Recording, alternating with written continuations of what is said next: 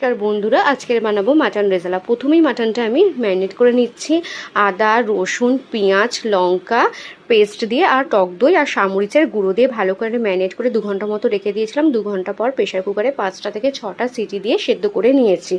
এরপর একটা ফ্রাইং প্যানের মধ্যে সাদা তেল আর বাটার মেল্ট করে তাতে তেজপাতা, শুকনো লঙ্কা, গোলমরিচ আর গোটা গরম মশলা ফোড়ন দিয়ে পেঁয়াজ কুচিটা ভাজতে দিয়ে দেবো। আর এদিকে দেখে নিলাম যে মাটনটা আমার ভালো করে সেদ্ধ হয়েছে কিনা। মাটনটা ভালোভাবে সেদ্ধ হয়ে গেছে। এরপর পেঁয়াজ ভাজার মধ্যে দিয়ে দিলাম আদা রসুনের পেস্ট, টক দই দিয়ে ভালো করে মিক্স করে নেওয়ার পর দিয়ে দিলাম সেদ্ধ করা মাটন, পরিমাণ মতো নুন আর মিষ্টি অ্যাড করে দিলাম।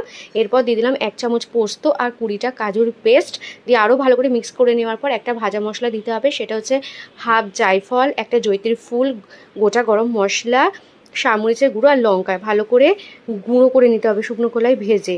ওইটা দিয়ে ভালো করে মিক্স করে একটু জল দিয়ে ভালো করে ফুটিয়ে লাস্টে বাটার দিলেই নামিয়ে নিলেই রেডি।